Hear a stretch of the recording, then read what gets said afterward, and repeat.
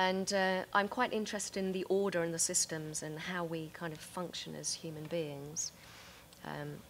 So very briefly, while I was building my archive to make my future works, I was also thinking about other ways that we kind of try and find our place and order ourselves in the world. And I started looking at these, the perfect solids, Plato's perfect solids. They're really interesting geometrically. I can't go into it now. We haven't got time. But they were also thought to be, originally thought to be the building blocks of the universe.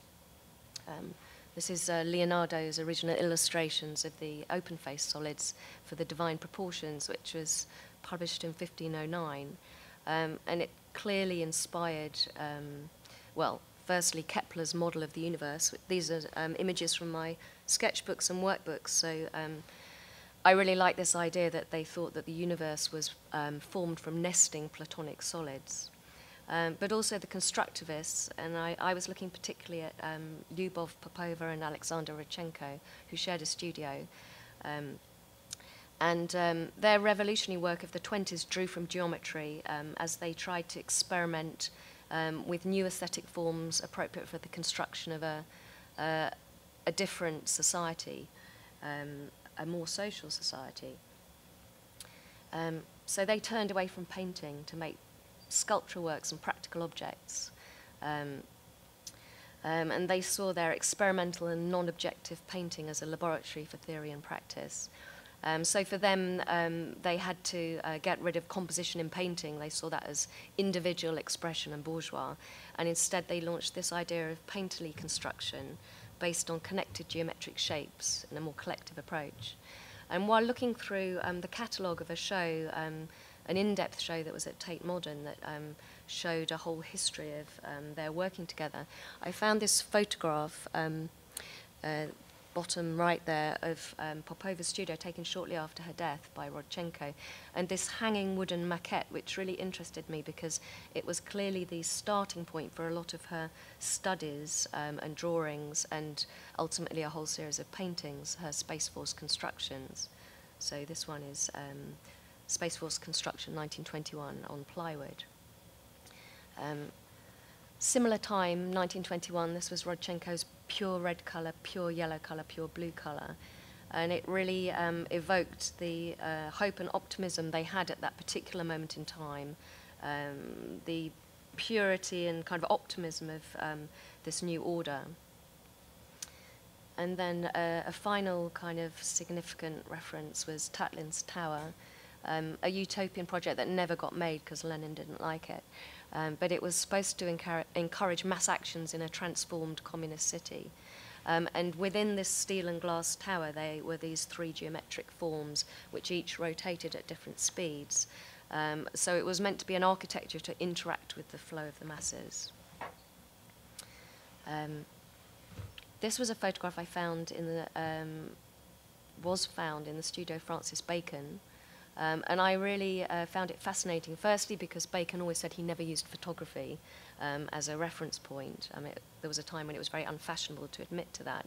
And yet in his studio there was huge amounts of photographic sources. But this one really drew my attention. It's an image of the Third Reich. It's a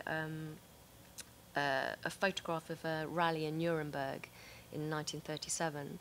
And it was very reminiscent of the kind of imagery that Riefenstahl then drew on to make Triumph of the Will and Olympia and her infamous propaganda films that both pushed how sport is represented and is still very influential today in terms of technique in documentary filming and photography, but also really made apparent this impossibility of separating art and politics and real life and sport, which people still argue about. But I hadn't really made the link in Bacon's work between this, this source image I made and how he drew on it for the composition of his popes and nudes and his wrestlers and his figures in the grass. And these are paintings I've always really been drawn to. There's something about the unknown individual in them. There's always an essence of human endeavour in there. So when I started, this is a first piece of mine, when I started in the gym, embedded in the gym, I somehow thought that I might be making images and that I might work in post-production with them, which would have been a new move for me because I'm normally quite simple in how I actually make images. I don't do too much to them.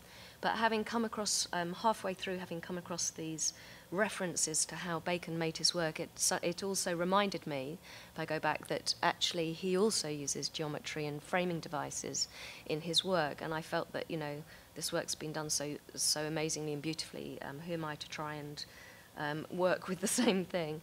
So instead, I took the architectural space of the gallery as a geometric framing device. So this piece is called Suspension 1. This is actually a small gallery off the main gallery in Mostyn, but the wall across is 3 meters 66, so it's a significant size, this piece.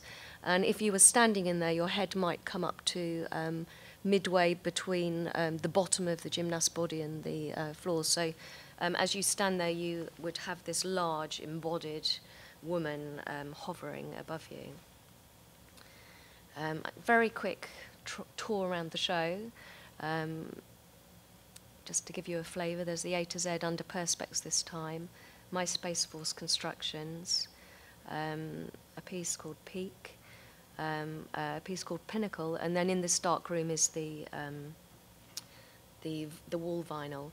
And in the large, the gallery space is 7 meters high, so it's very tall, so these are actually quite large pieces. In the concrete space that you can see behind is a corridor, and stairs up is where my performance works then took place during the opening. So Suspension 1, you get more of an idea here. This is still slightly smaller than it is when you experience it. And it was a study shot in training. I wanted to capture something of the fragmented state of being, this kind of experience of truly being in your physical body and pushing it to its limit.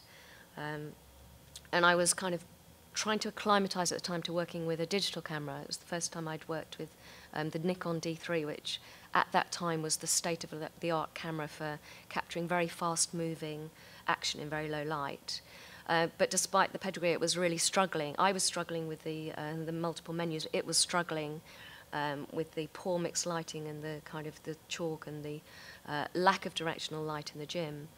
And it produced these very noisy images with quite weird, dirty colours.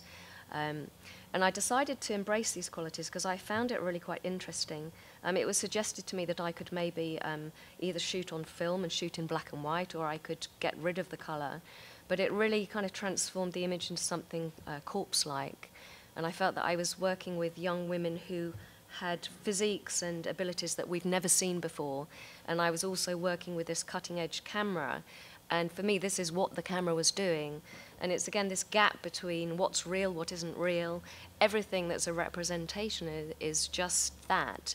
So I wanted to really show what the state-of-the-art image making in this particular moment was. So I took this quite brutal crop, I cropped it myself, and then I blew it up really large.